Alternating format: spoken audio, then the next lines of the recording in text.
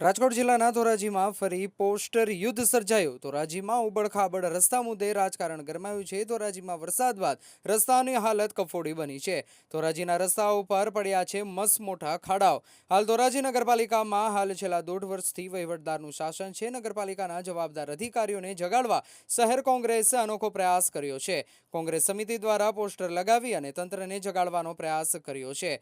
કોંગ્રેસના પૂર્વ ધારાસભ્ય લલિત વસોયાએ પણ નગરપાલિકા તંત્ર પર નિશાન સાધ્યું છે। વસોયાએ કહ્યું કે લોકોને પડતી હાલાકી મુદ્દે કોંગ્રેસે બેનર લગાવ્યા હોવાનું જણાવ્યું છે। સ્થાનિકોએ પણ પોસ્ટર લગાવવા બાબતે ધોરાજી શહેર કોંગ્રેસના આગેવાનોનો આભાર વ્યક્ત કર્યો છે। રિપોર્ટર ફિરોજ જુનેજા, ધોરાજી।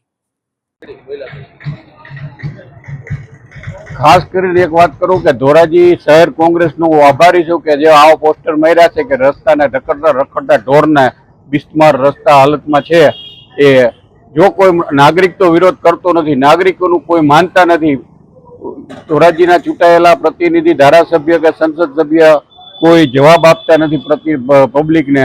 ને ખાસ કરીને જન્માષ્ટમીનો મોટો તહેવાર છે। આ તહેવાર ધોરાજીમાં પ્રથમ વખતે ચાલુ થયેલ છે। સૌરાષ્ટ્ર આખરે રાત ઇન્દ્રના ધોરાજી પહેલા છે રવેડીનું। આ રવેડી મોટા પાયે અમારે નીકળે છે, પણ રવેડી રસ્તાઓ બિસ્માર અતિશય ખરાબ છે। રવેડીનો રૂટ તો આખો ખરાબ છે કે 100% સરસ। આ માયરા એ બહુ હેતુ સારો જ છે, જ્યારે પબ્લિકને ખબર પડે કે અણગણતો વહીવટ ચાલે છે। નગરપાલિકામાં કેવું શાસન છે? વહીવટદારનું શાસન છે, પણ વહીવટદાર ભાજપના આગેવાનો કહે એટલું જ કરે છે। વહીવટદાર બિચારો નોકરી કરવી છે, એટલે માટે ભાજપની સરકાર સત્તા છે, સત્તા આધારિત કોઈ વહીવટનો અણગમતો વહીવટ। નામ અને વિગત। મારું નામ આશીષભાઈ જેઠવા, ધોરાજી સામાજિક કાર્યકર। આજે ધોરાજીમાં જે બેનરો લાગ્યા છે રખડતા ઢોર અને ખાડા બાબતે, તે માટે અમે કોંગ્રેસનો ખૂબ ખૂબ આભાર માનીએ છીએ। તેમજ આજે ધોરાજીના મુખ્ય માર્ગો Jetpur road, Jamnavar road, Junagadh road, તે રોડ એટલી હાલતમાં ખરાબ છે કે ક્યારેક એવો અકસ્માત થાય એનું કોઈ નક્કી નથી। આજે ધોરાજીમાં ઢોર અને ખાડાનો એટલો ત્રાસ છે, બહારથી આવતા રાહદારીઓને પણ ઘણી મુશ્કેલી પડે છે અને ધોરાજીની જનતાઓને પણ મુશ્કેલ પડે છે।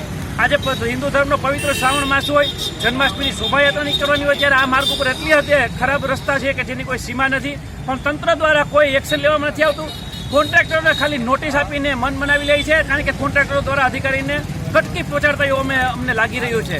સાંસદ સભ્ય અને ધારાસભ્યને પણ અમે કહેવા માંગીએ છીએ કે આ રોડ રસ્તા તાત્કાલિક રિપેર કરવામાં આવે। શું કહેશો? પોસ્ટર માર્યા શું યોગ્ય? અને જે પોસ્ટર માર્યા છે એમાં અમે પોસ્ટર મારનારો ખૂબ ખૂબ આભાર માનીએ છીએ। અને જે પોસ્ટર માર્યા છે એ ખરેખર હકીકત છે। ધોરાજીમાં રોડ અને રોડના ખાડા અને ઢોરને ખૂબ ત્રાસ છે।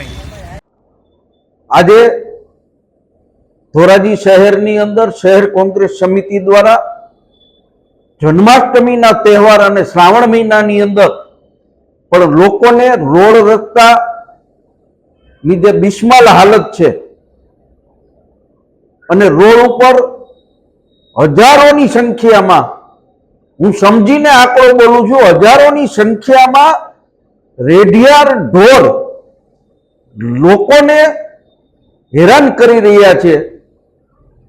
અને છતાંય નગરપાલિકાનું તંત્ર અને ભાજપના ધારાસભ્ય, સંસદ સભ્ય ને પ્રજાએ અનેક વખત રજૂઆતો કરવા છતાં પણ આ વહીવટદારના શાસનની અંદર ભાજપના જ આગેવાનોની સૂચનાથી આ કામો થતા નથી, ત્યારે પ્રજાની અંદર આક્રોશ છે। અને બહારથી આવતા લોકોનું આ ખાડા ખબડાની નગરી અને રખડતા ઢોરોનો શહેર ધોરાજીમાં આપનું સ્વાગત છે, એવા કોંગ્રેસ સમિતિએ બેનરો માર્યા છે।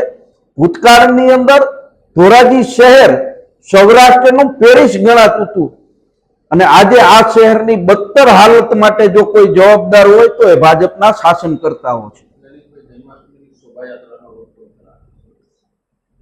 જન્માષ્ટમીની શોભાયાત્રાની શુભ શરૂઆત આખા ગુજરાતની અંદર ધોરાજીથી થઈ છે। વિશાળ શોભાયાત્રા નીકળે છે। આ શોભાયાત્રા જે રૂટ ઉપર ફરે છે એ રૂટ પણ રિપેર કરવામાં નથી આવ્યો, અને જે જન્માષ્ટમીના મેળાનું ગ્રાઉન્ડ છે એ જન્માષ્ટમીના મેળાનું ગ્રાઉન્ડ આજની તારીખમાં પણ નગરપાલિકા દ્વારા, વહીવટદાર દ્વારા રિપેર કરવામાં નથી આવ્યું। એનો આક્રોશ ધોરાજીની પ્રજામાં છે ને એ આક્રોશ બેનરો દ્વારા લોકો પ્રદર્શિત કરી રહ્યા છે।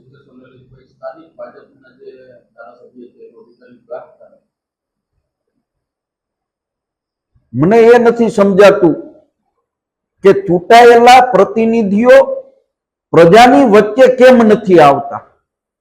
પ્રજાની વચ્ચે ક્યારેક આવે તો કહે છે કે અધિકારીઓ અમારો માનતા નથી.